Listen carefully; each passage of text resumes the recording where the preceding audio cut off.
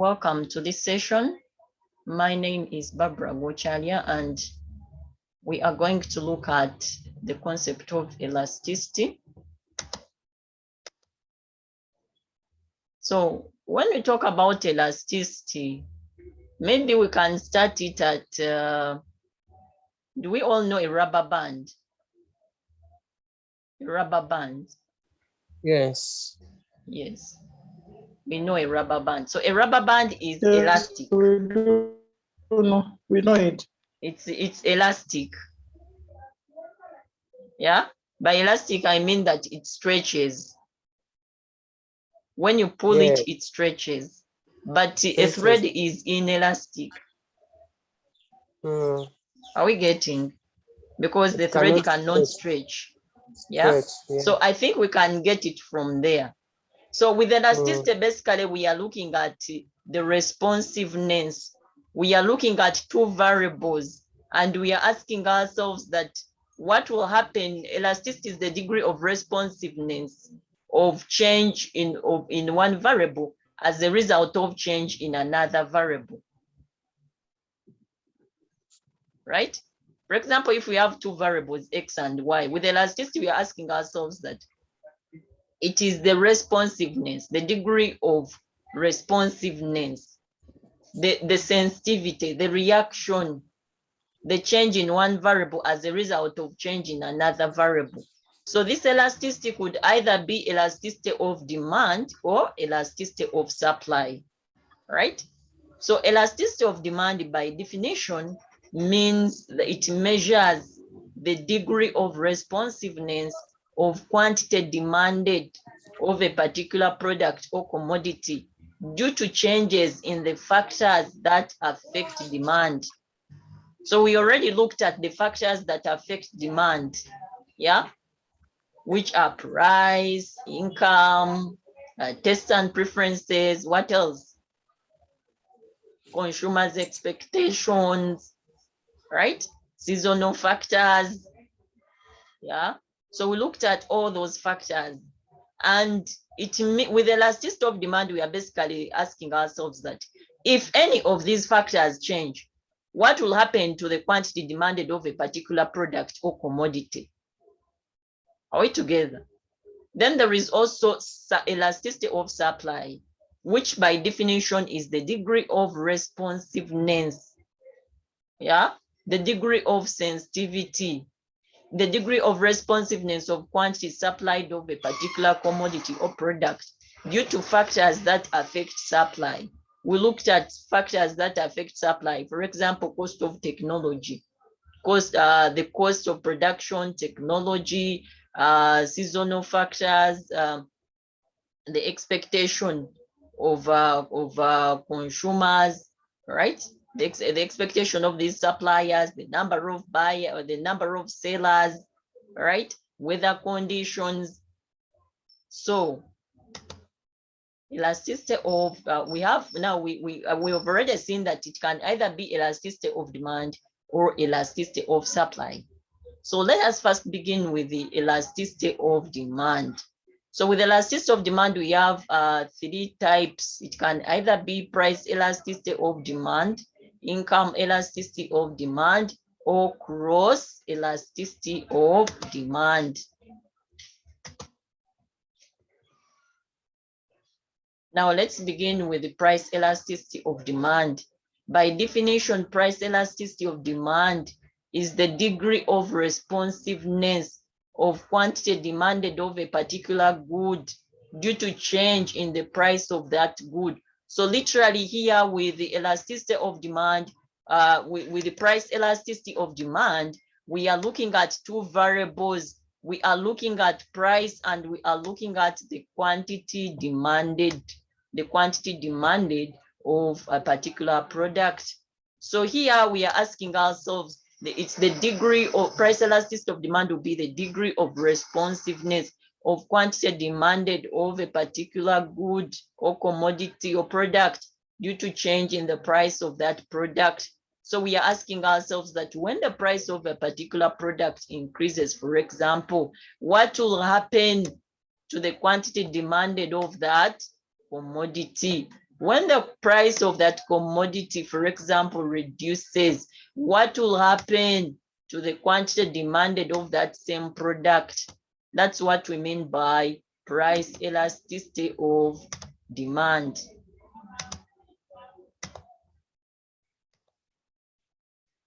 Now let us look at the factors that determine, factors that affect the price elasticity of demand. We have the nature of the commodity. So depending on whether the commodity is a necessity or a luxury or a normal good, it will determine the degree of responsiveness. It will determine the degree of responsiveness. Then extent, for example, now I want to explain what we mean by elastic and inelastic. Elastic and inelastic. Elastic means responsiveness. Inelastic means unresponsiveness. So elastic means that there is a reaction, for example, from consumers.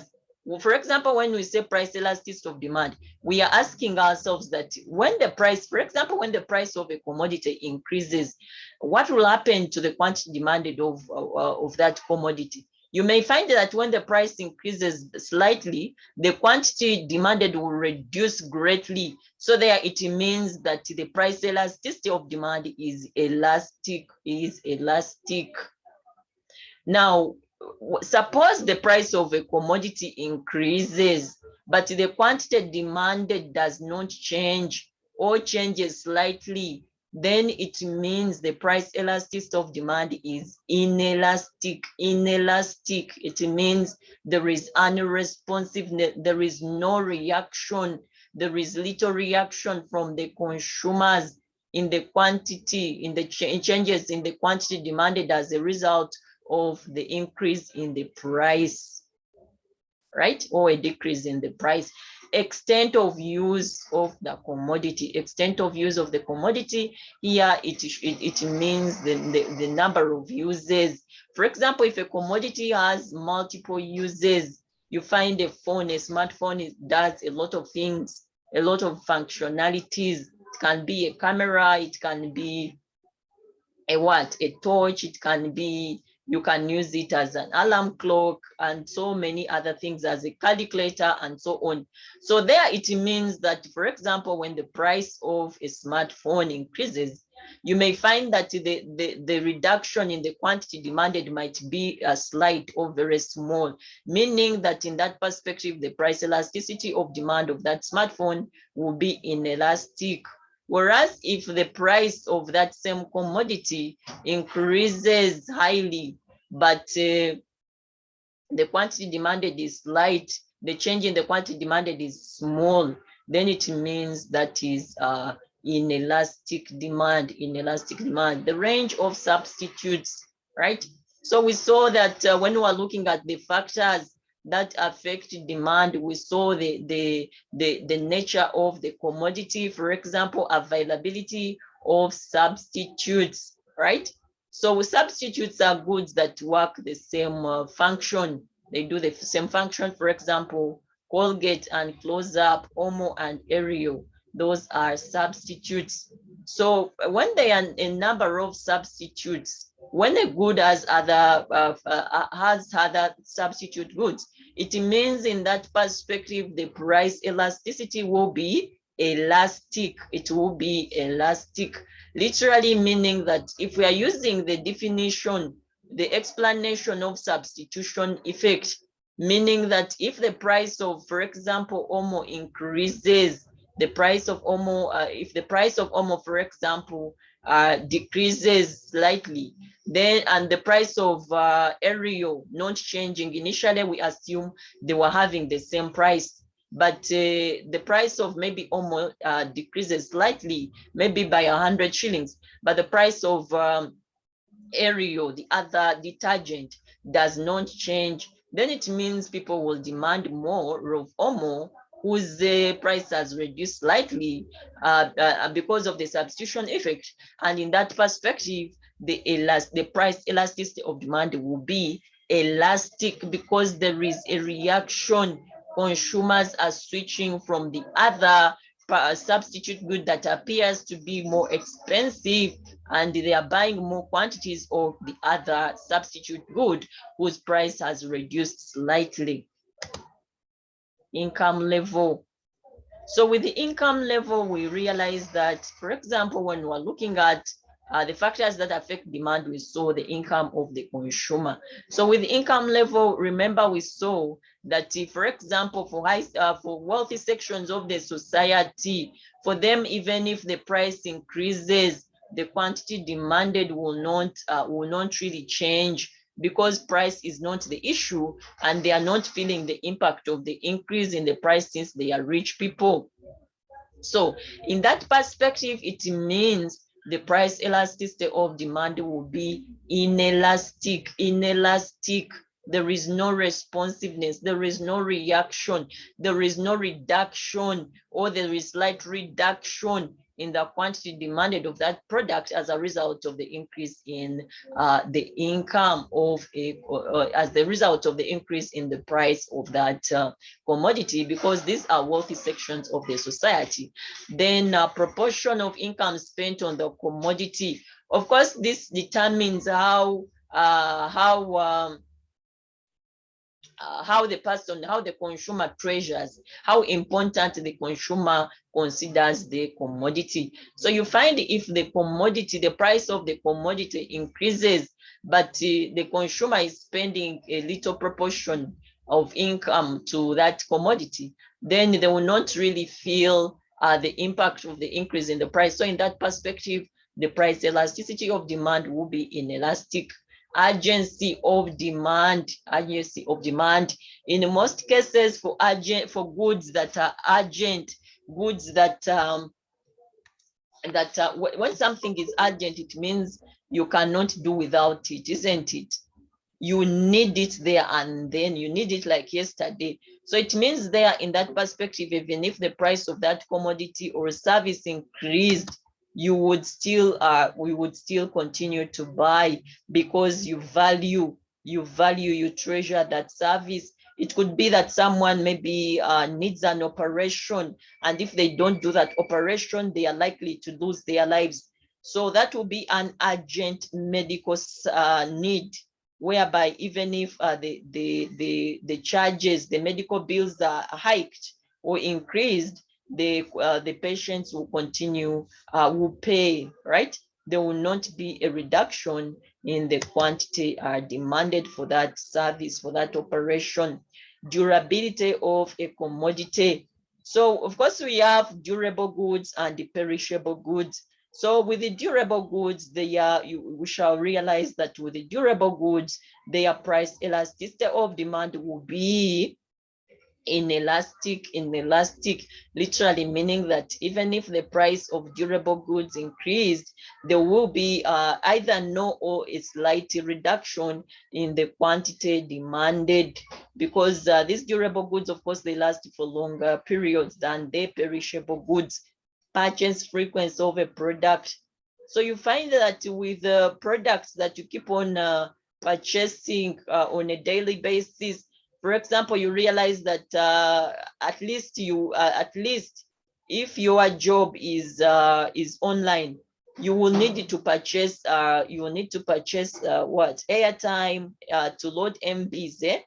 So that will mean that even if the price of this airtime or MBs increase, you will still demand, because you will still demand for it, because there it means that the price elasticity of demand for that airtime, for example, MBs, is inelastic, right?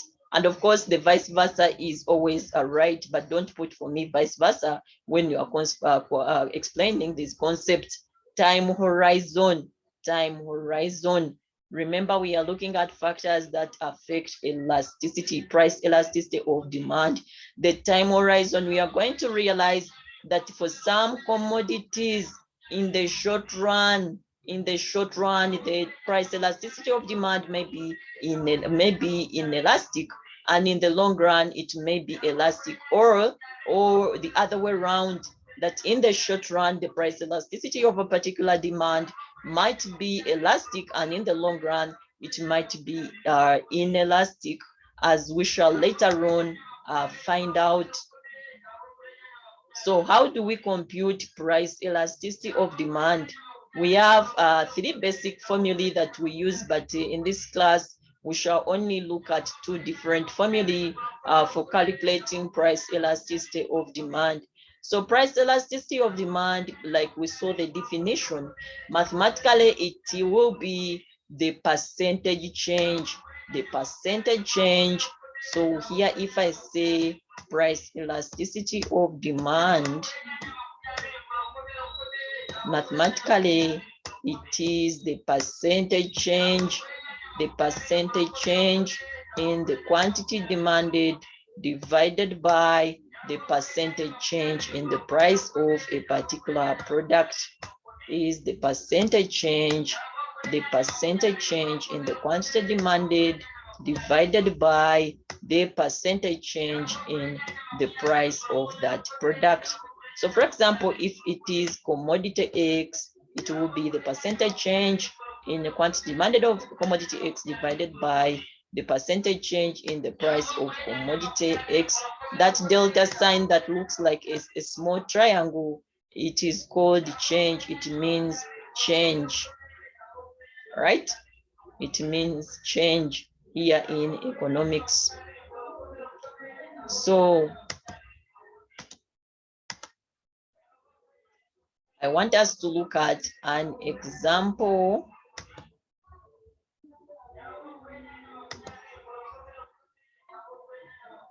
So how do we get this percentage change? So the percentage change in quantity demanded will be given by the new quantity minus the original quantity divided by the original quantity divided by the original quantity of the commodity, right, times 100. That one will give us that numerator up there will give us the percentage change in the quantity demanded, the percentage change in the quantity demanded of that product. And then in the numerator, remember here, this formula is called the own elasticity formula. This formula is called the own elasticity formula. So the denominator will be the percentage change in the price, and the percentage change in the price will be given by the new price. So for example, if the new quantity is Q1, Q2, the new quantity, if the new quantity is Q2, it will be Q2 minus the old quantity or the original quantity Q1 divided by the original quantity, which is Q1, times 100. That one will give us the percentage change in the quantity demanded, which is actually our numerator. And then we divide it by our denominator, which is the percentage change in the price. The percentage change in price will be the new price P2, for example, minus the old or the original price P1 divided by the original price P1 divided by the original price P1 times 100 and that will give us the denominator, which is the percentage change in the price of the commodity.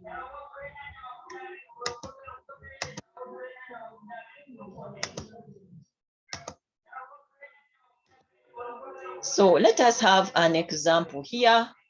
So the question is, if the price of an ice cream cone increases from $2 to $2.2 and the amount you buy falls from 10 to 8 cones, this is ice cream, the amount you buy falls from 10 to 8 cones, what would be your price elasticity of demand?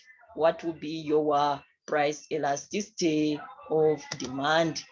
So already we have seen that price elasticity of demand is given by the percentage change. It is given by the percentage change in the quantity demanded.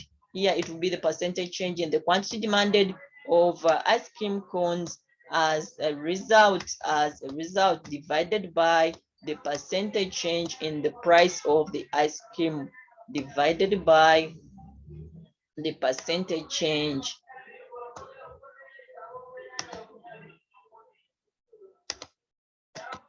divided by the percentage change in the price of the ice cream cone,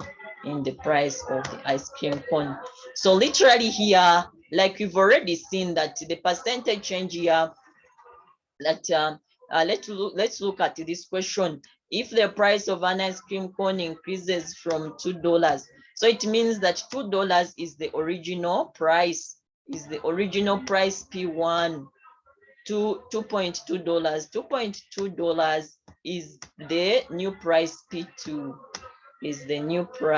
P2, right?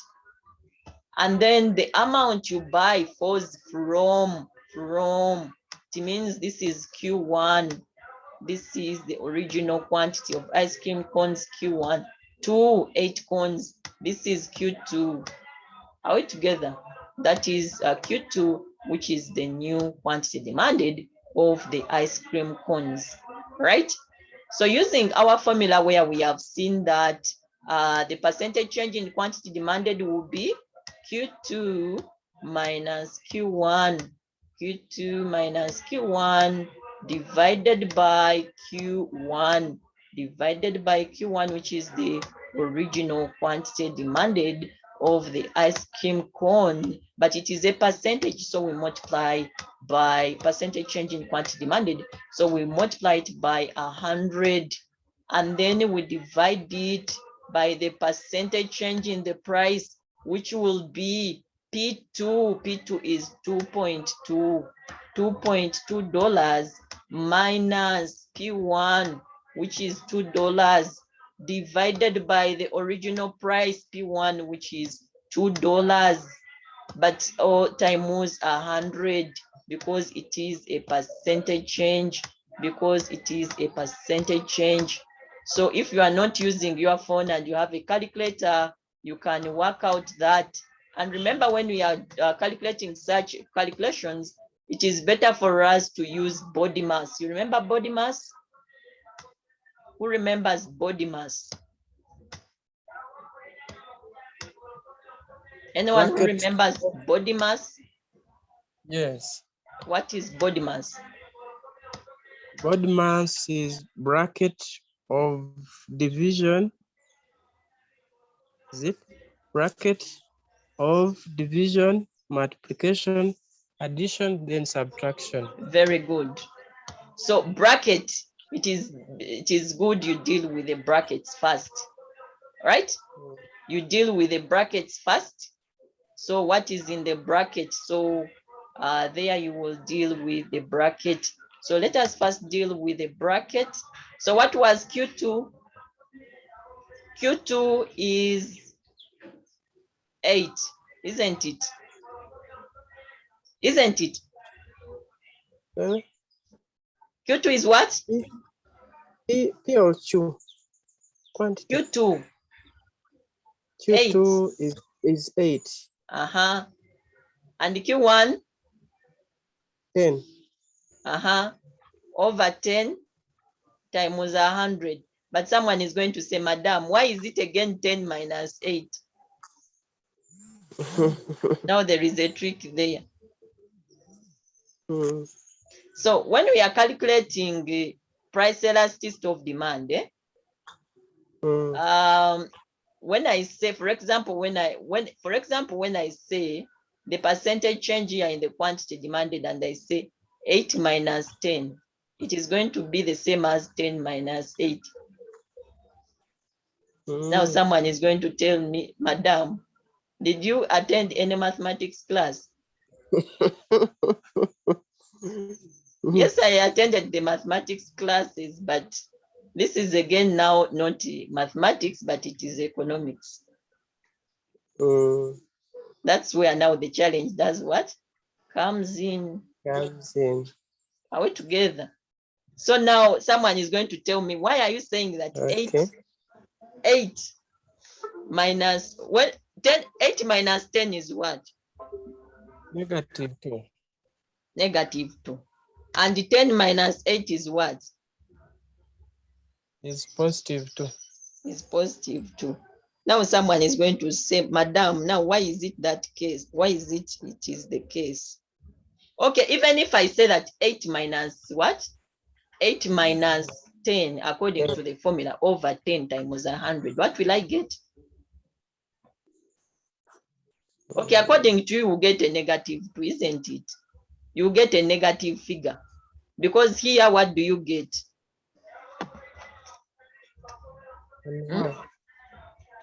Okay, you calculate there and tell me the final answer so that we see the logic now behind.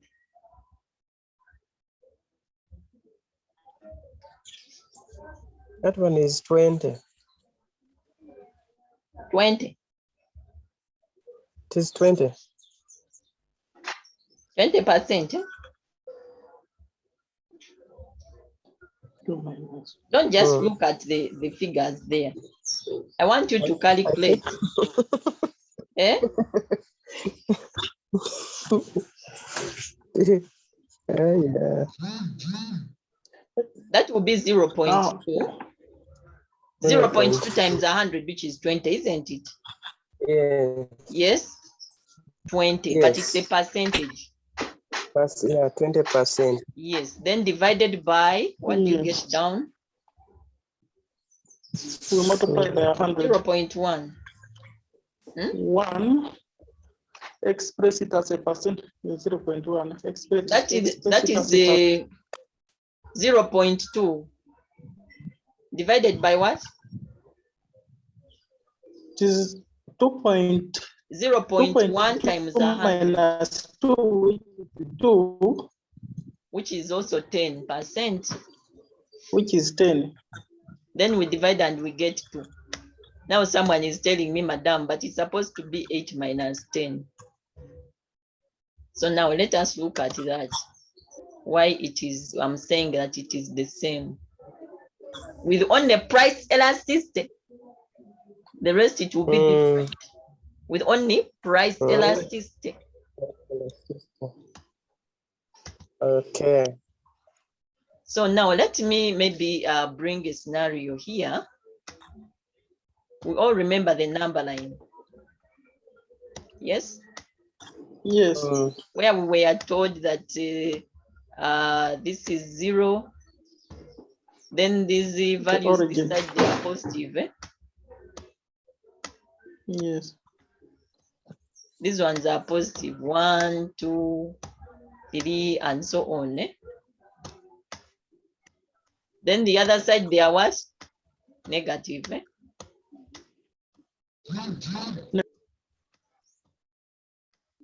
Now, I want to ask you a question. Eh? If at all you are moving from where you are to come to Tamu for a physical class, eh? Wherever you stay,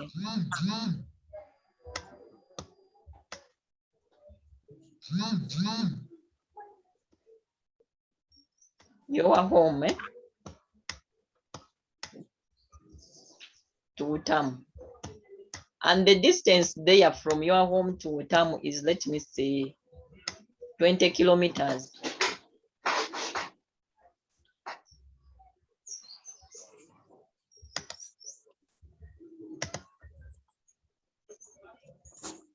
And the distance from your home to Utamu is 20 kilometers. What will be the distance from Utamu to your home? It is the same. It is the same. Yes.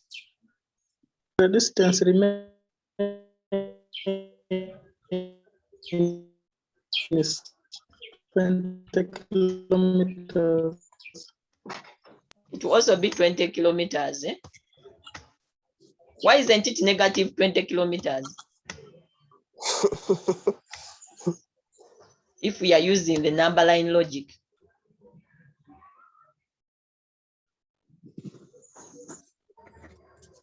Because according to the number line, we've said that if it is going the other direction, it is a what? A positive. If it's going this other direction, it is a what? Negative. Why aren't you using the number line?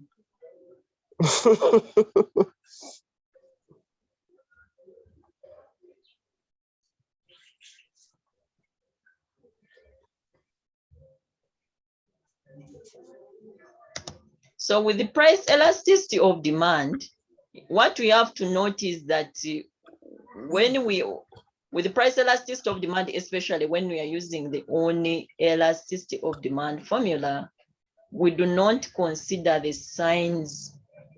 Yeah, we disregard the negative sign. Why? Because with the price elasticity of demand, we do not consider direction, but we consider magnitude. Magnitude is how big something is. Direction is whether it is going to the left or right. Right?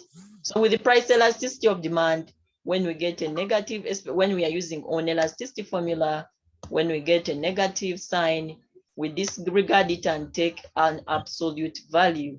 Taking an absolute value means we take a positive value.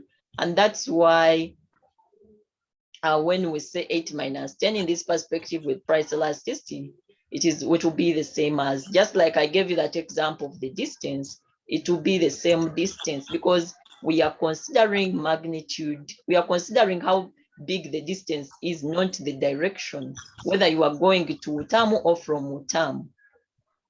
Are we together? So that is important for us to know, because some students put a negative here. And according to me, I am supposed to cross the whole of it. Because this is not mathematics. So now that's where the challenge comes in. So sometimes I sympathize with these students and maybe I give them some marks for the formula. But even when I cross here everything and I give you a 0, no one is going to blame me.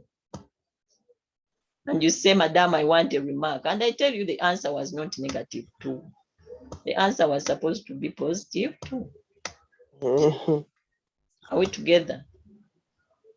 So that's where economics varies a little from some of these other subjects of yours. So that is now the logic now here, because we have got to, what we have to know also important for us to note is that when we calculate price elasticity of demand and we get a value greater than 1,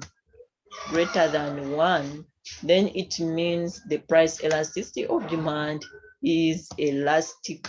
The price elasticity of demand is elastic, right? And if we get a value less than 1, it means the price elasticity of demand is inelastic. And if we calculate and get, if we calculate and get a 1, if we calculate price elasticity and we get 1 as our value, final answer, it means the price elasticity of demand is the unitary elasticity of demand is unit elastic.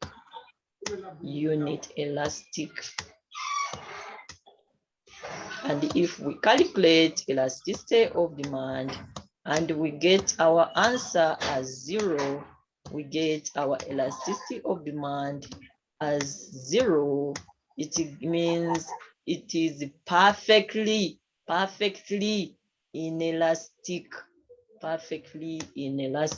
demand curve. We shall be looking at the meaning of all these measures of elasticity. perfectly inelastic. So according to our answer, what is the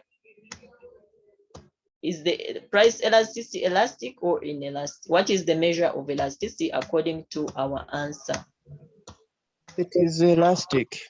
Very good, it is elastic. So, And what do we mean by elastic? I think at this point, maybe, I don't know if we have got the difference between elastic and inelastic. We already saw that elastic means responsiveness. Inelastic means unresponsiveness. So the responsiveness is the sensitivity, is the reaction that consumers take. For example, here, when the price, they are telling us when the price of an ice cream cone increased from $2 to 2.2, the amount demanded fell from 10 to 8. So here there was literally a reduction. There was literally a reduction in the cones, ice cream cones demanded as a result of the change, as a result of an increase in the price of the ice cream cone. So here there was a reaction, there was sensitivity, there was responsiveness, and that's why we are, according to our answer, we are concluding that it is price elastic. The demand is price elastic. Are we together? But if it so happens that when the price of the ice cream cones increased, maybe you realize that even the amount of ice cream cones did not change at all, it remained the same. There it means that the elasticity was 0. So it is perfectly inelastic what? Demand. So I hope we are on the same page up to that level.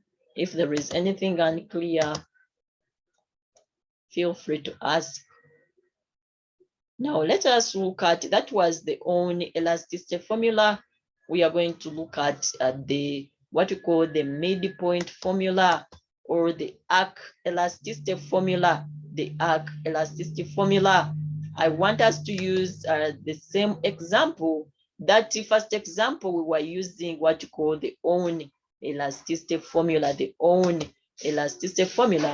And now in this, we are using the same example to see how this other formula called the arc elasticity method, or the midpoint formula, works. So the story is the same. The logic is the same for the midpoint formula, only that midpoint formula, or arc elasticity of demand, measures elasticity between 2 points on the demand curve, between 2 points on the demand curve. So with the midpoint formula, like the name goes, we are basically getting an average value. We are getting an average value of the price elasticity. We are getting a relative value of the price elasticity. All right. So here the story is going to be the same. We are going to use the same story of calculating price elasticity, where we shall say that the price elasticity of demand is the percentage change in the quantity demanded, in this perspective ice cream cones, divided by the percentage change in the price of the ice cream cone, divided by the percentage change in the price of the ice cream cones. Now, the only difference here is that we are going to get the percentage change, but as an average value. So here we shall say Q2, which is the new quantity, minus the original quantity, or the old quantity, divided by the average quantity. What would be the average quantity? The average quantity will be Q1 plus Q2 divided by 2. The average quantity will be Q1 plus Q2 divided by 2. Q1 plus Q2 divided by 2 divided by 2, right? So, and then that one we shall multiply it by 100. We shall multiply it by 100. We are just getting a relative value or an average value of the price elasticity. That's why it's called the midpoint formula. And then we shall also get the percentage change in the price of the ice cream cone, which will be new price, which is P2 minus the old price of ice cream cone P1 divided by the original or the old price P1. Sorry, but in this case, it will be the average price, which is divided by the average price, which is P1 plus P2 divided by 2. P1 plus P2 divided by 2. Divided by 2. So in that perspective, we also, since it's a percentage change in the price, we also multiply it by 100. Also multiply it by 100, and we use our body mass. And then at the end of the day, we are going to end up with our answer as 2.32, our elasticity, our price elasticity of demand being 2.32, which when we round off, we shall get, approximately get what? 2. So is it any different from what we got up there? So different formulas, same conclusion. So even here at the end of the day, we are concluding that the elasticity of demand is elastic. Why? Because 2 is greater than 1. 2 is greater than 1. So at the end of the day, we are getting the same conclusions. We are getting the same conclusion.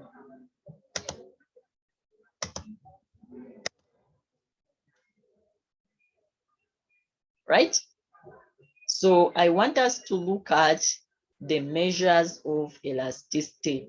The measures of elasticity.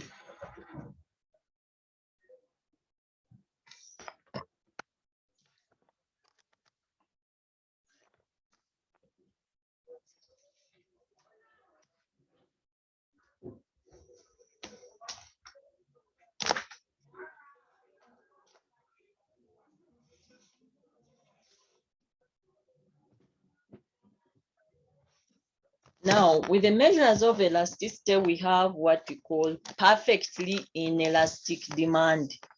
Perfectly inelastic demand. With the perfectly inelastic demand, we do not have, there is no responsiveness. The change in the price does not bring about the change in the quantity demanded.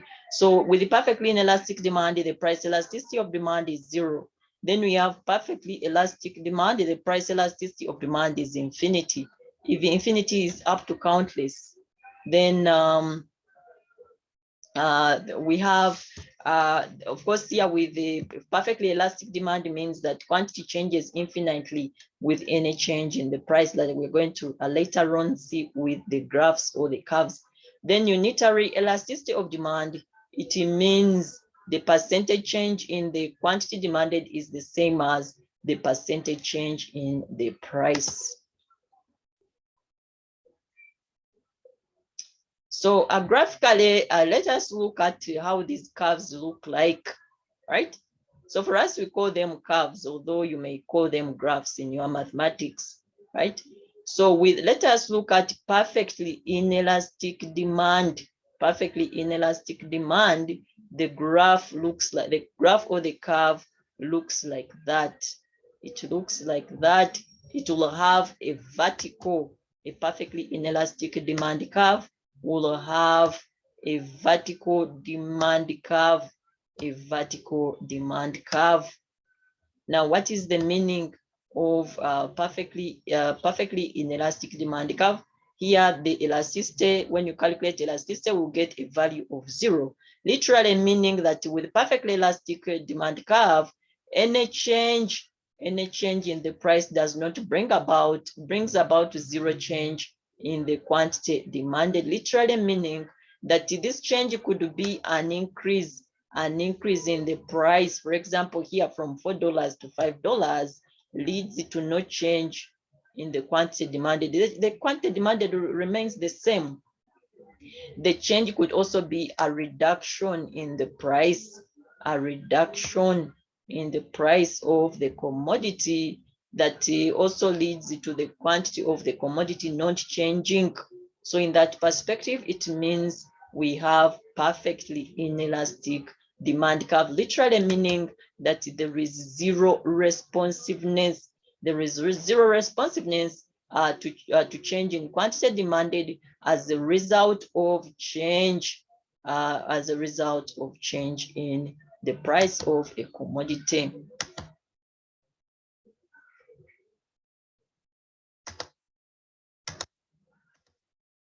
Then we have fairly or relatively inelastic demand. Fairly or relatively inelastic demand. Here in this perspective, elasticity will be less than 1. Fairly inelastic demand or relatively inelastic demand, the elasticity will be less than 1. And what does it mean? Elasticity being less than 1, remember to label these curves, these demand curves here, that demand curve. So with the relatively inelastic demand curve, it means that a big change,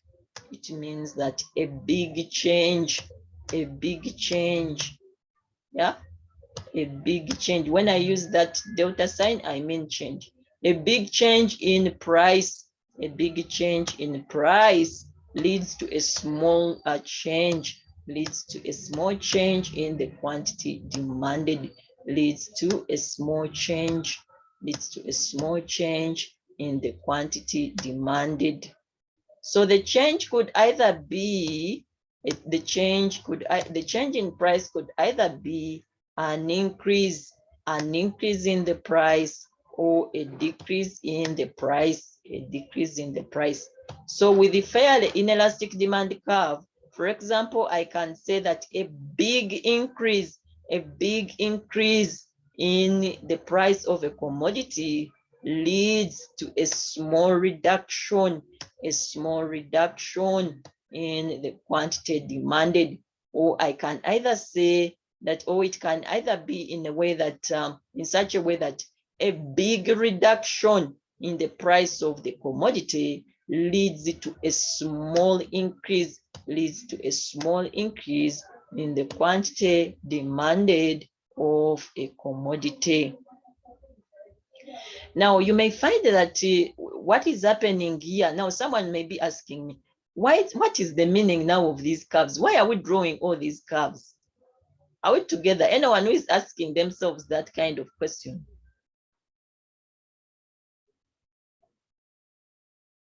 I think as we are looking at this, someone is like, now, what is all the use of all these so-called curves? Isn't it? So here, what it means actually, I did not explain here. Maybe I did not give you an example in real life. What happens here with the perfectly inelastic demand curve here? It means here, it may mean that this good,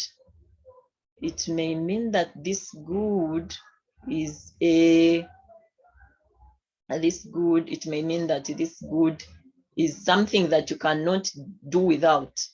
Maybe this good could be a necessity, right? This good could be a what? A necessity. For example, it could be food. When the price of food increases, will people stop eating?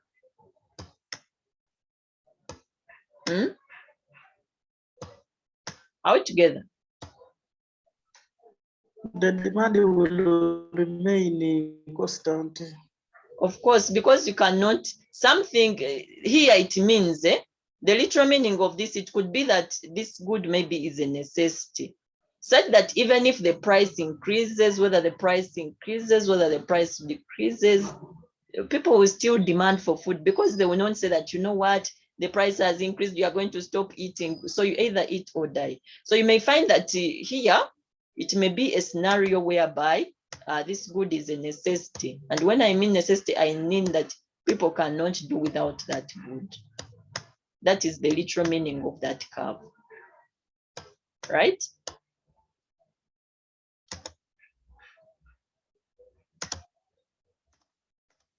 Then this other curve here, which we are looking at, which is perfectly inelastic, no, which is relatively or fairly inelastic.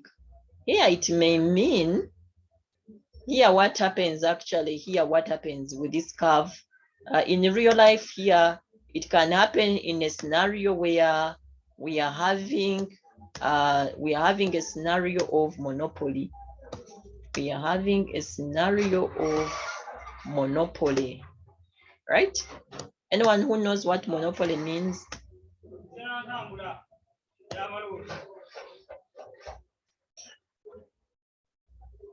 Monopoly. Single production of a product with multiple users. Huh?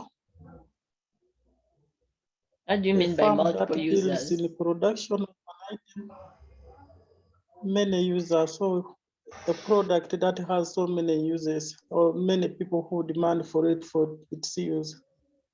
Are you sure? Mono means one. Anyway, that's how I can go. Mono what? Monocotyledon. Monopoly. At least I know, I remember that. So mono means one. Yeah. When I say that I am monopolizing, it means I'm the only person who is doing something. I'm not giving chance to another person. So with monopoly here, it means a single seller of a commodity that does not have a close substitute. Are we getting? We shall get there when we get to market structures. But it's important for us to master the level, these level measures of elasticity, because we are going to use the same knowledge or logic when we are drawing market structures. So with the relatively inelastic or fairly inelastic demand here, it may mean that here we may have a scenario of a monopolist, whereby when a monopolist, because he's selling, is a single sale of a commodity which does not have a close substitute, then it means that people do not have an alternative good to switch to. So when a monopolist, you remember that a monopolist, we shall realize that a monopolist is a price maker. So when he increases the price by a big proportion, people will still demand, although there will be a slight reduction in the what? In the quantity demanded. And even if a monopolist reduces the price by a bigger proportion, the increase in demand will be less. Because this commodity does not have a substitute. People don't have, they don't have an alternative. They will either maybe reduce the quantities demanded by a small proportion, but they will not be able to switch to another product, because there are no substitute goods with the scenario of a monopolist.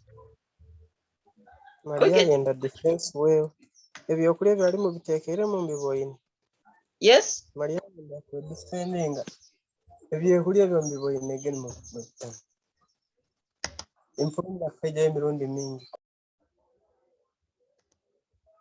So I hope we are together up to that level. Unitary elasticity of demand.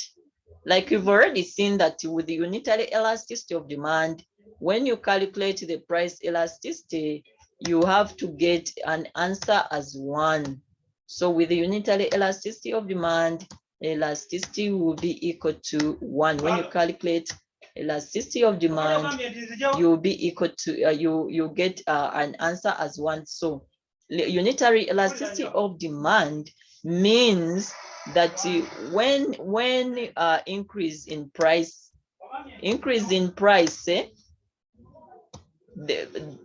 the proportion of increase in price is the same as the proportion of a reduction. For example, when you see that you may find that a 10% increase in price also leads to a 10% reduction in the quantity demanded, a 10% reduction. So the proportion, the percentage increase in price is the same as the percentage reduction in price. And the percentage reduction in price will be the same as the percentage increase in the price.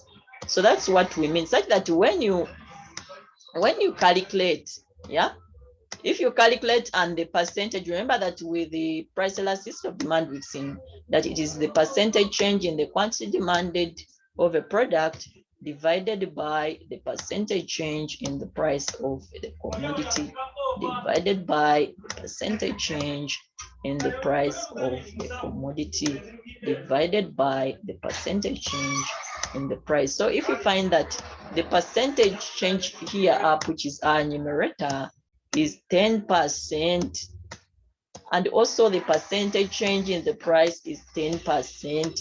Of course, at the end of the day, when you divide these ones, you end up with 1.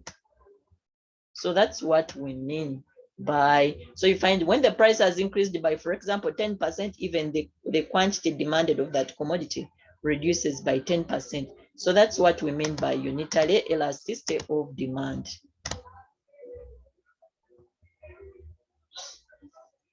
Fairly elastic demand or fairly inelastic demand.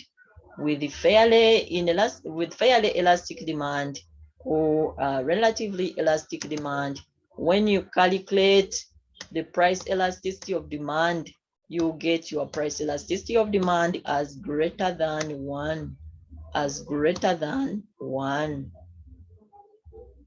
Are we together?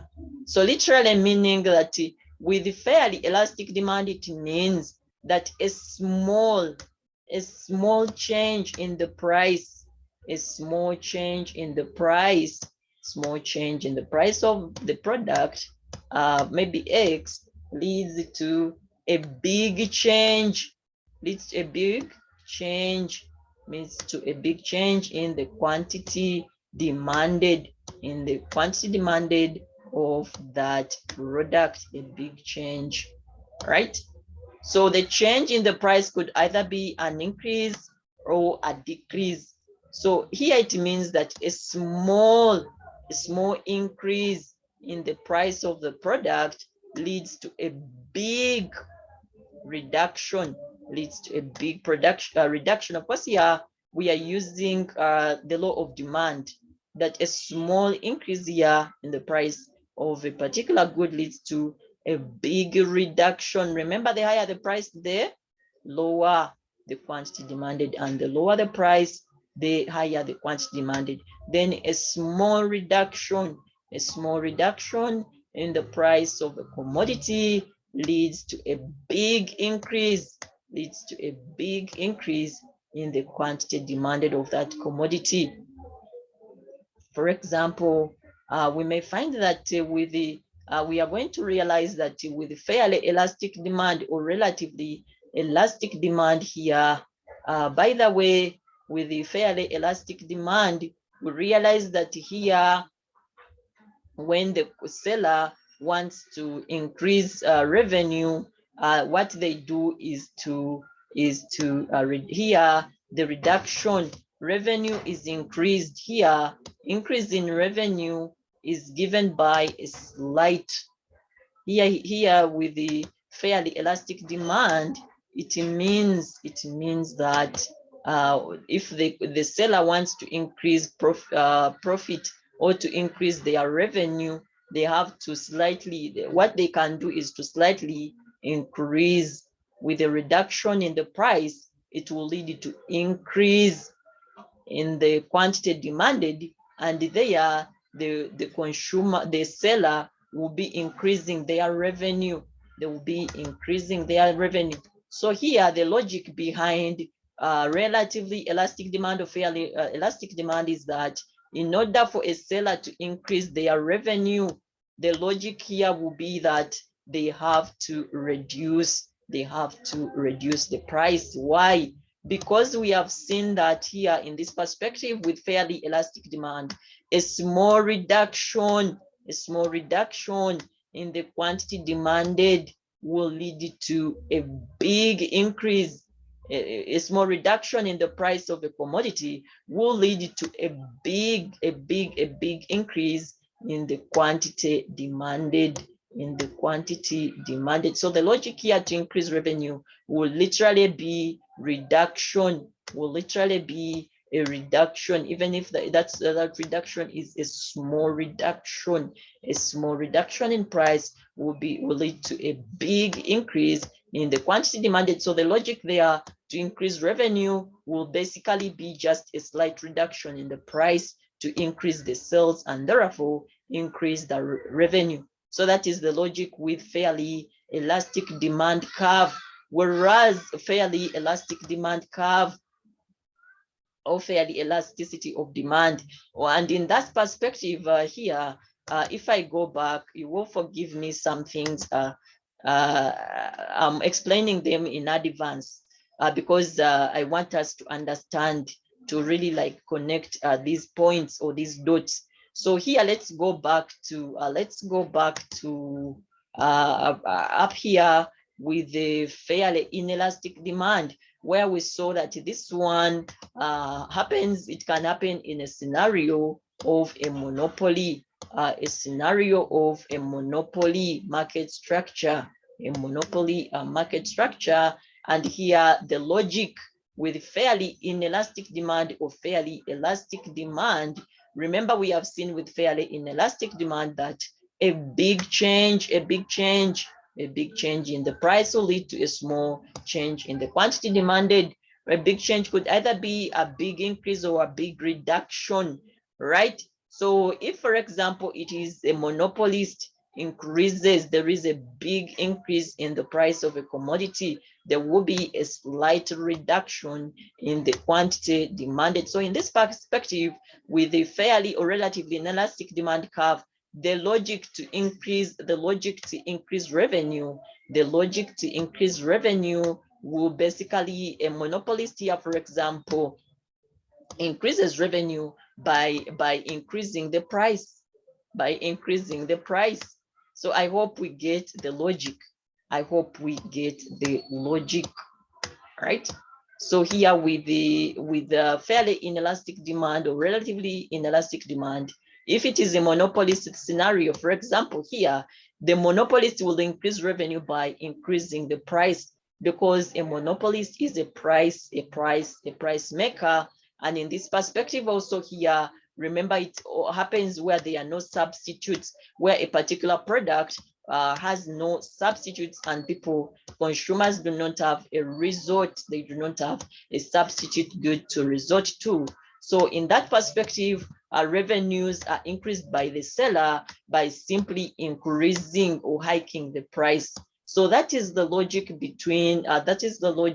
with elastic demand and inelastic demand. If there is anything unclear, you are very free to ask. Then we have perfectly elastic demand. Perfectly elastic demand. Here it means when you calculate elasticity of demand, you will get infinity. Infinity means up to countless, literally meaning here that the output, the quantity demanded, by the way, can be quantity demanded or output. The story is the same. Quantity demanded or output. Are we together? So quantity demanded here, it means that with the perfectly elastic demand, we shall have a horizontal demand curve. A horizontal demand curve, literally meaning that quantity changes up to infinity, up to countless. We can have Q1 here, Q2, and so on as to countless infinity. So here the price is not changing. Why is the price not changing? So literally in real life here, what happens here is that here this kind of elasticity happens in a market structure that we call perfect competition, that we shall later on see, which is called perfect competition. And with the perfect competition market structure, it is a kind of market structure that is characterized by many sellers, It is characterized by many sellers, or by many business firms, by many firms. And these sellers are selling what you call a homogeneous product, or they are selling the same product. They are selling a homogeneous product, or they are selling identical products, or they are selling the same product, a homogeneous or the same product. So for example, just imagine that there are very many retail shops somewhere. There are like 10 retail shops in an area, and they're all selling sugar. So you will realize that at the end of the day, all of them are charging the same price for a kilo of sugar. Why? Because there are many sellers. It happens where there is a perfect competition. Many sellers, they're selling the same thing, sugar. So you find that they're all selling the same price. If a kilo of sugar is 3,000, they'll all be selling 3,000. So because there are many sellers in the market.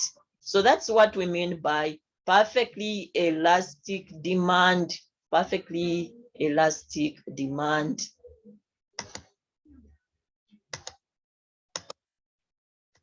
I've not received any question up to that level, and I'm assuming that we are all together.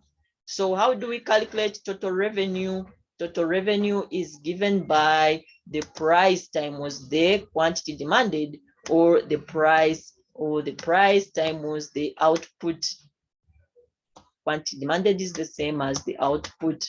Total revenue is given by the price times the output. For example, if you are selling a tray of eggs, the tray of eggs has what?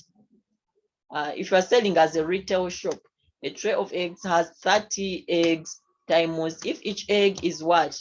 Is maybe a 500, what would be the total revenue or the total sales? You just multiply the price of an egg, each egg, times the number of eggs on that tray, which gives you what? 15,000, which gives you 15,000 as your total revenue, So that is how we calculate total revenue, or what you can call total sales.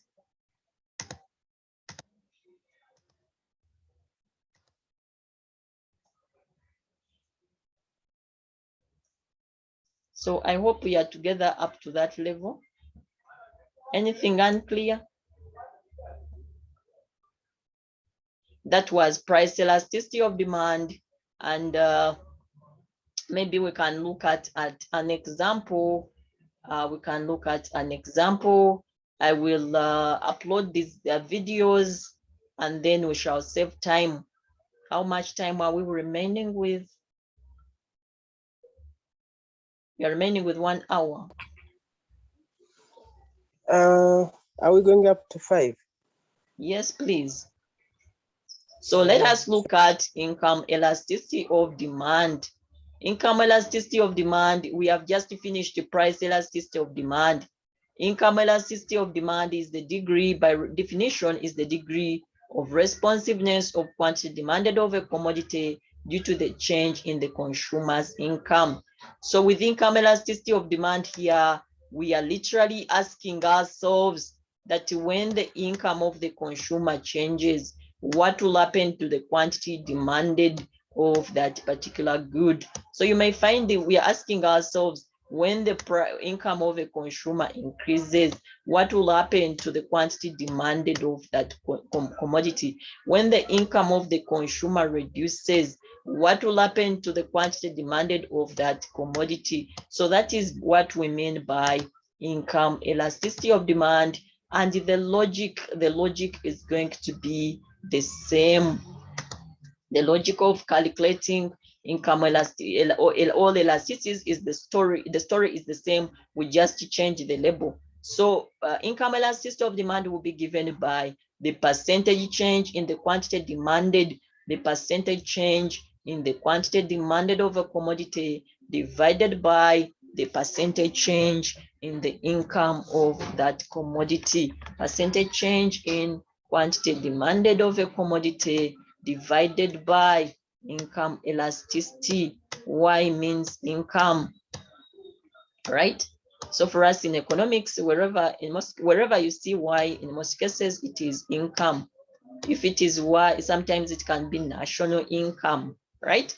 So income elasticity of demand is the same as percentage change in the quantity demanded of a commodity, percentage change in the quantity demanded of a commodity divided by the percentage change in the price of a commodity divided by the percentage change divided by the percentage change in the income of the consumer divided by the percentage change in the income. Y stands for income, percentage change in the income of the consumer, right? So I hope maybe we can have examples such that maybe we save time and we are able to get practice questions. We are able to get practice questions on this, right?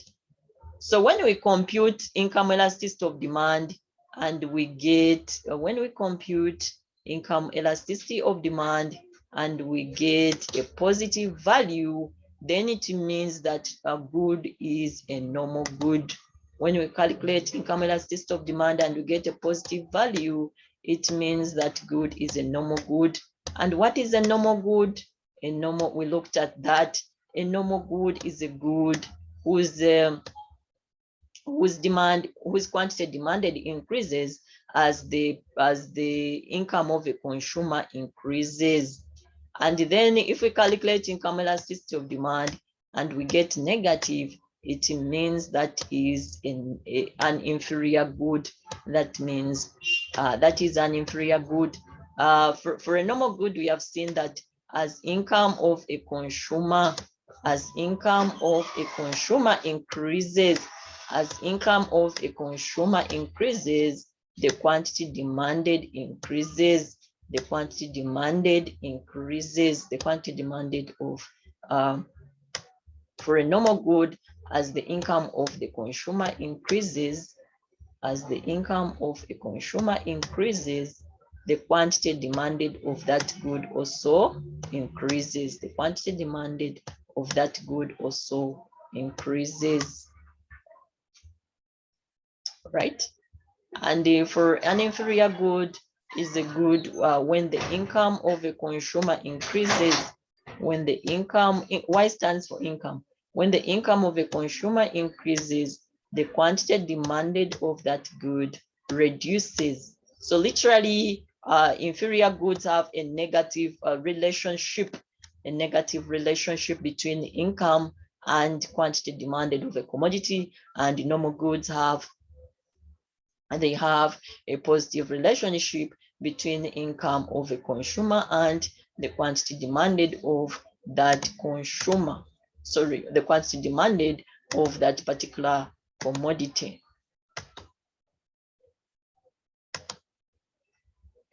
Then we have what we call cross elasticity of demand.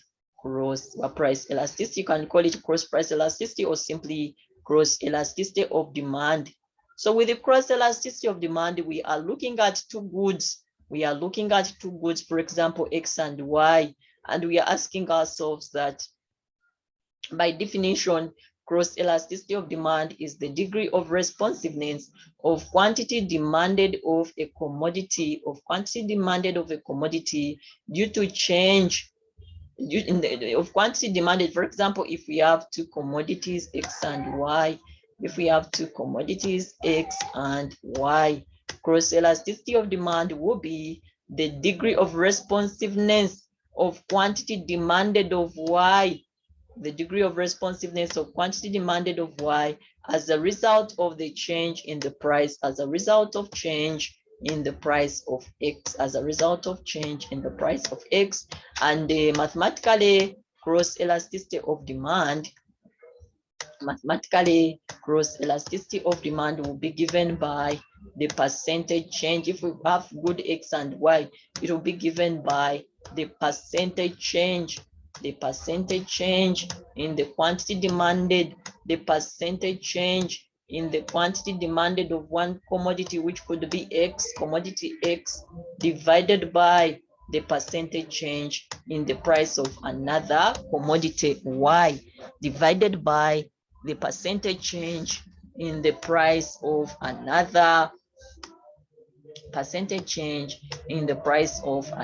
commodity Y, right?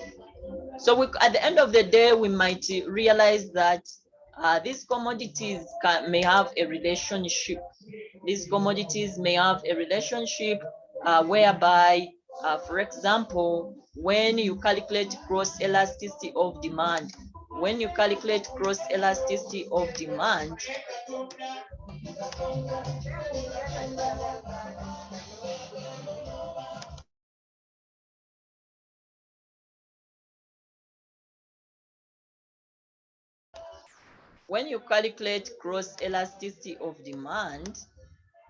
and you get a positive value,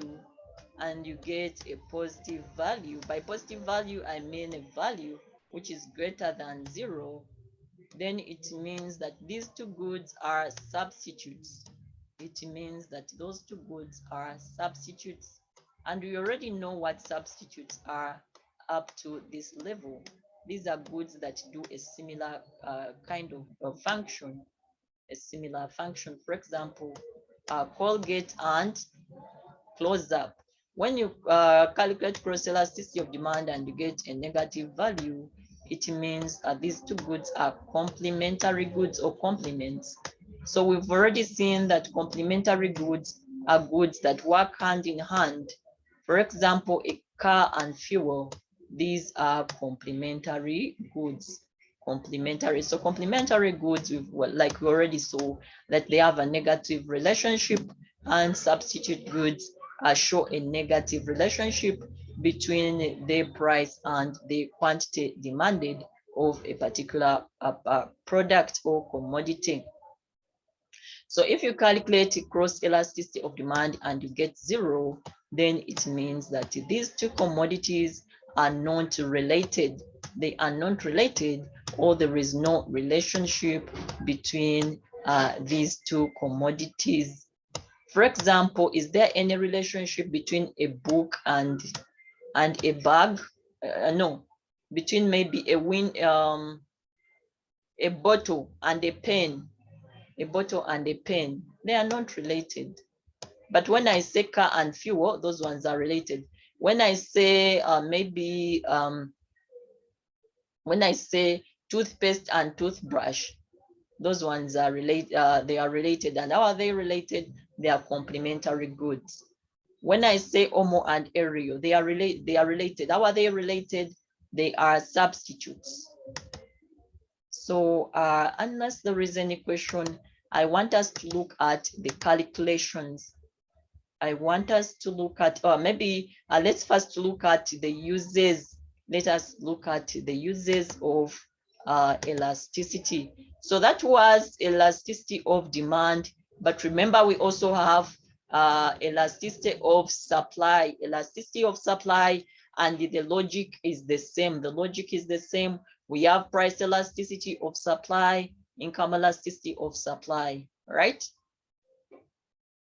So the definitions will be the same, will be similar. Price elasticity of supply, you just replace the label.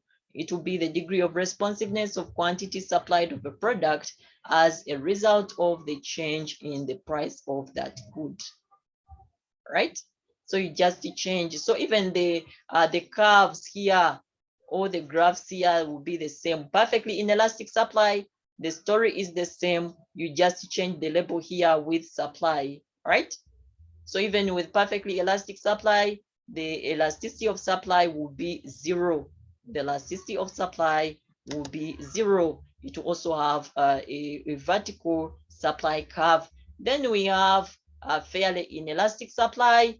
Also, the story will be the same, but in this case, it will not be a demand curve, it will be a supply curve, where we see that a big change in the price will lead to a small change in the quantity supplied, where the change in the price can either be an increase or a decrease in price, maybe a big increase in price leading to a small increase in the quantity supplied.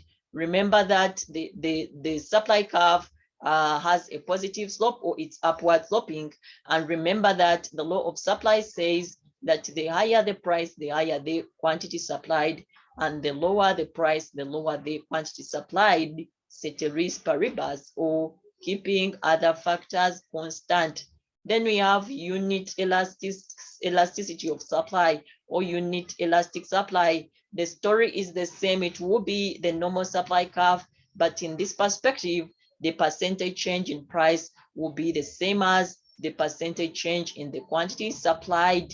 And when you calculate, you get your elasticity of supply as being 1, Then we have fairly elastic supply. The story is the same. Here, the elasticity of supply will be greater than 1, literally meaning that a small change in price will lead to a big change in the quantity supplied.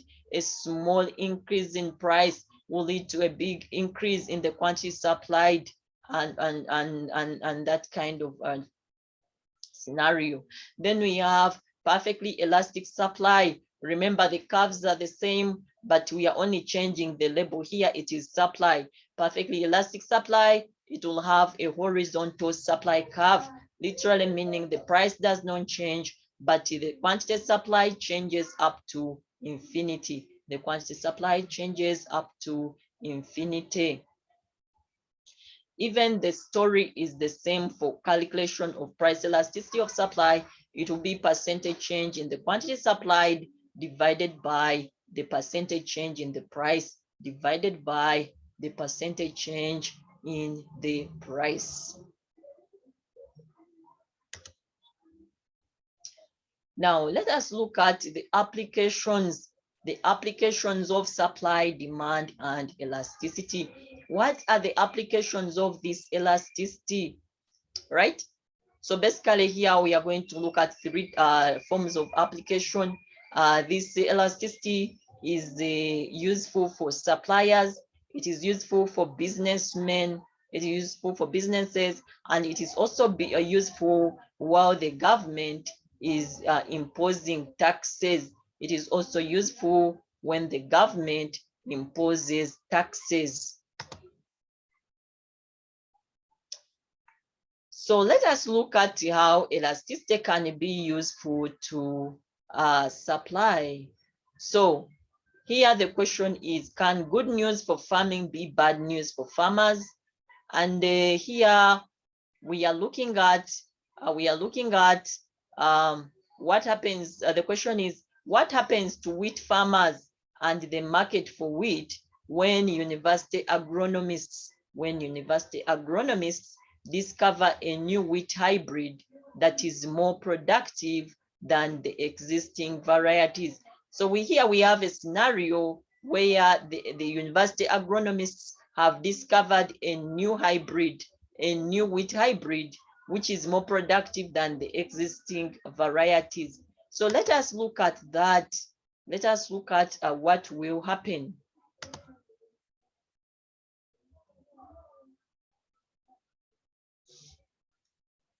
Now, what happens here is that in the market for wheat, when these agronomists have introduced a new kind of wheat, which is a hybrid, and it is more productive than the existing kind of wheat, right? So what will happen here is, depending on what will happen to the supply, to the quantity supplied, will be determined by the elasticity of demand. It will be determined by the elasticity of demand, right? So we realize that, for example, if the demand for wheat, if the demand for wheat is inelastic if the price elasticity of demand for wheat, if the price elasticity of demand for wheat, if the price elasticity of demand for wheat is inelastic. I believe by now we know what we mean by inelastic, and we know how those curves look like. For example, in elastic demand, we know now how they look like. For example, that curve there, it is steep, so it is literally it means that is inelastic, yeah, fairly inelastic demand, yeah. But you realize that in most textbooks, when we say inelastic, we basically mean fairly inelastic. And when we say elastic, we basically mean fairly or relatively elastic demand, right?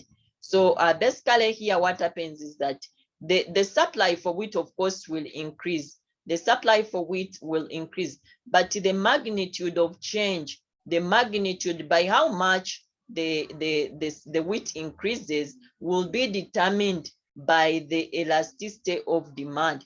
For example, here we realize that if the price elasticity of demand is inelastic, like we see this demand curve here, that it is inelastic, there will be increase in the supply of wheat, which is indicated by the shift of the supply curve from S1 to S2, S2, right? So there will be increase in the supply of wheat because the new wheat variety has been introduced. But by how much that increase in the supply of wheat increases will be determined by the price elasticity of demand. So if it is the inelastic demand curve here, of course, we have seen that with inelastic demand, it means that a big change in the price leads to a small change in the quantity demanded. So in this perspective, a reduction in the price of wheat,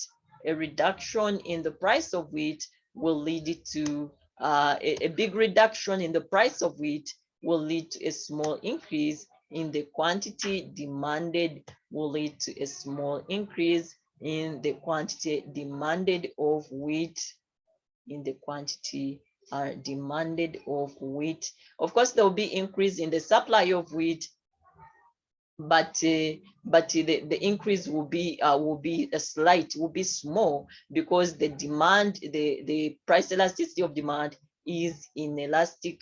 It is inelastic. So you may find that people are not interested in these so-called hybrids because they do not have the faith in those so-called wheat hybrids. Maybe they believe these hybrids may be harmful to their health and that kind of thing. So attitude may also influence the quantity demanded. So in that perspective, the price elasticity of demand will be inelastic. So to the suppliers, whether in that kind of perspective, the supply in the wheat, the quantity or the magnitude of the supply of wheat will be determined by the element of the price elasticity of demand. So that's how elasticity is useful. It will be useful to the suppliers. It will be useful to the suppliers. For example, when those university agronomists are planning to introduce that new hybrid wheat, they will have to first study the kind of elasticity in the market, the kind of price elasticity of demand in the market before they introduce their new hybrid wheat to the market.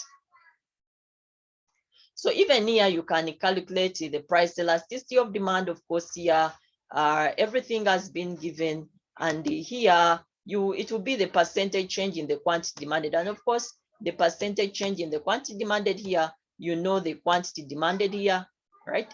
So here, the percentage change in the quantity demanded here, of course, here we know that this is now Q2, 110 is Q2, 100 is Q1, and then here we know that our price 1 is P1 and our price 2 is P2. Of course, here we realize that it is now a decrease in the price, where the price is shifting, is changing from, the price is actually reducing, the price is actually reducing from P1 to P2 to P2, right? So there you'll be able to use that information there to calculate the price elasticity of demand. So we've used that information on the graph or the curve to calculate the price elasticity of demand, and we have realized that we are getting 0.24, which is less than 1, and literally meaning that our price elasticity of demand is inelastic, literally meaning that our price elasticity of demand is inelastic, just as we are looking at the inelastic demand curve here, the inelastic, actually proving the shape of the inelastic demand curve there, right? So I have not got any question, but I am hoping that we are on the same page. So that was the usefulness of application of elasticity for suppliers. Elasticity can also be applicable for businesses. For example, let us look at a question here. Why did OPEC fail to keep the price of oil high? Why did OPEC, or Organization for Petroleum Exporting Countries, why did OPEC fail to keep the price of oil high? So remember, when we were looking at the factors that affect factors that determine elasticity, we saw elasticity, we saw that one of them is the time horizon. One of them is the time horizon.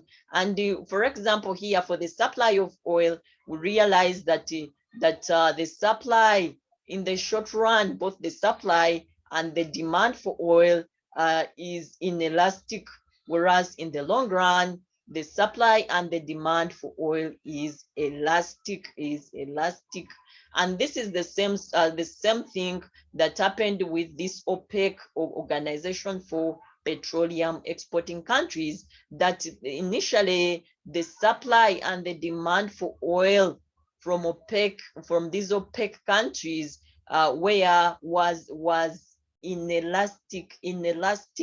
Why was it inelastic? It was inelastic because there were few producers. It was only OPEC producing the oil.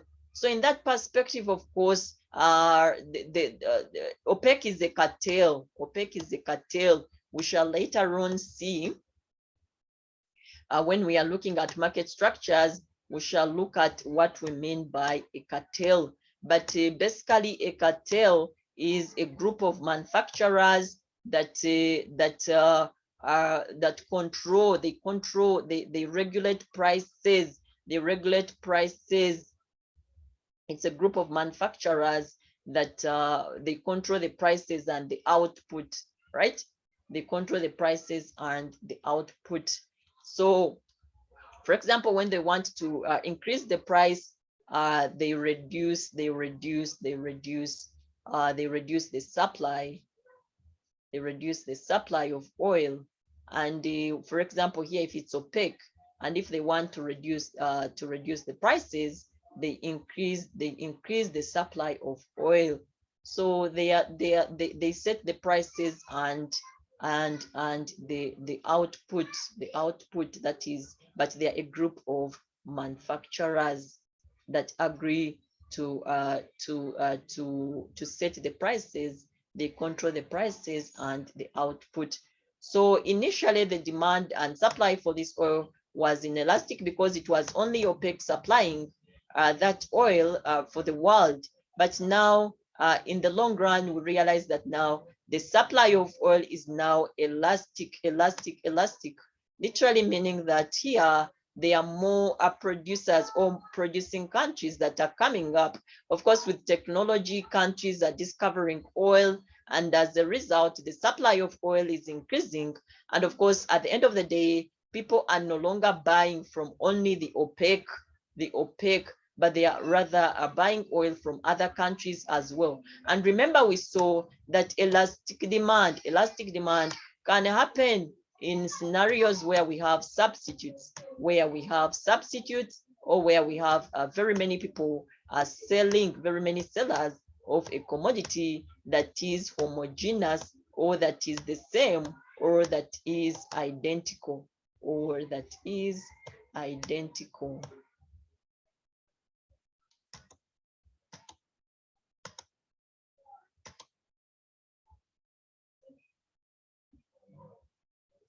The third application of elasticity, it is useful when the government is taxing, when the government is carrying out taxation. For example, we are asking ourselves a question here, that does drug interdiction increase or decrease drug related crime? Drug interdiction.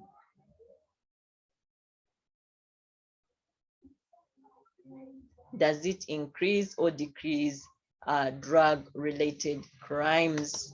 We are going to look at that and see, using the concept of elasticity.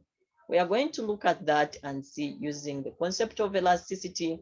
So for example, here we are looking at policies that the government is using to reduce the use of illegal drugs. These illegal drugs, for example, could be marijuana, cocaine, and those other kind of drugs that you know, the illegal drugs.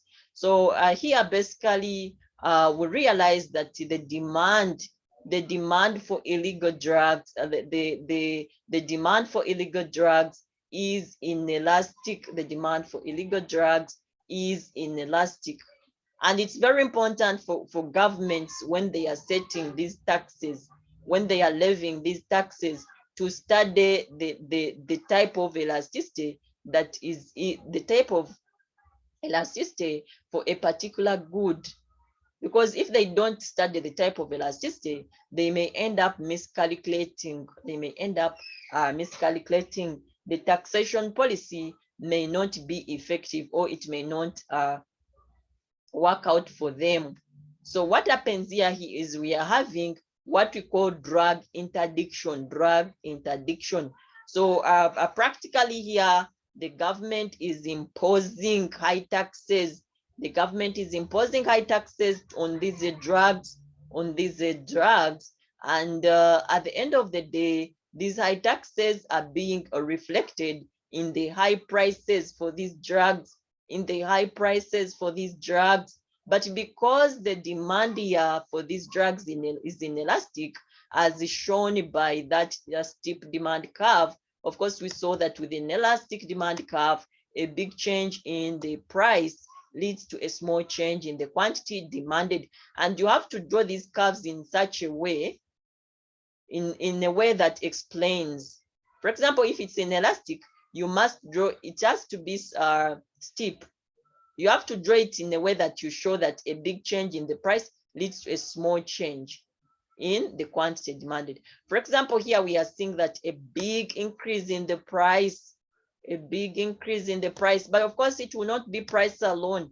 It will be the government imposing taxes, which taxes are going to be imposed by the sellers through high prices.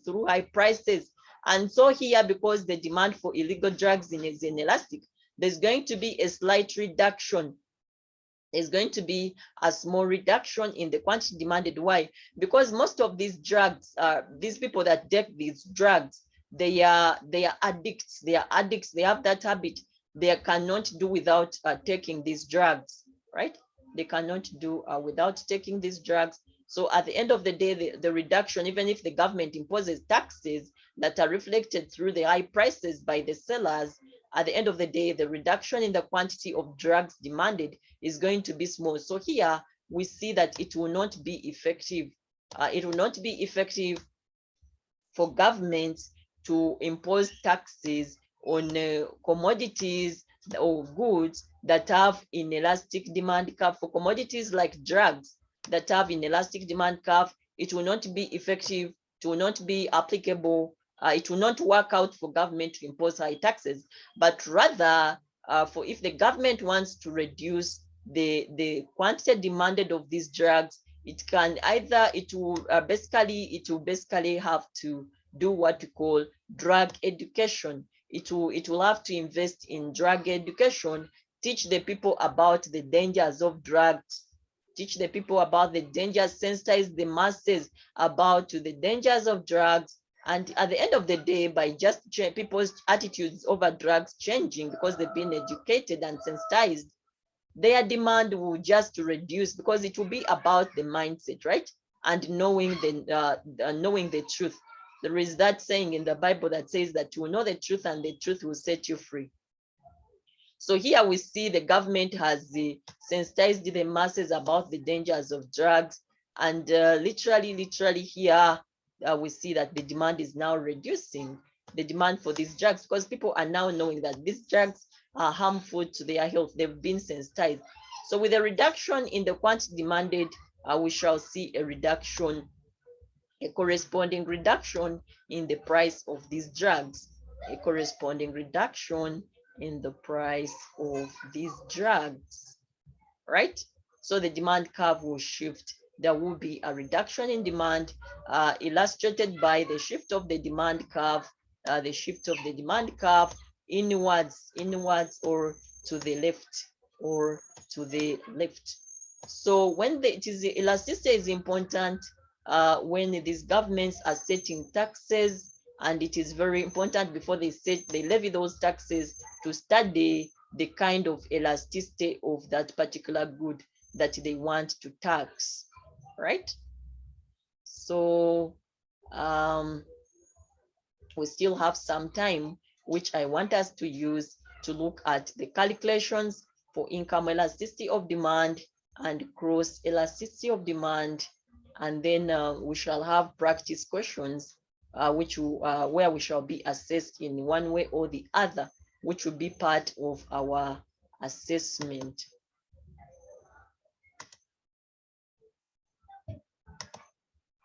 I've not had any question, and I am assuming that we are on the same page.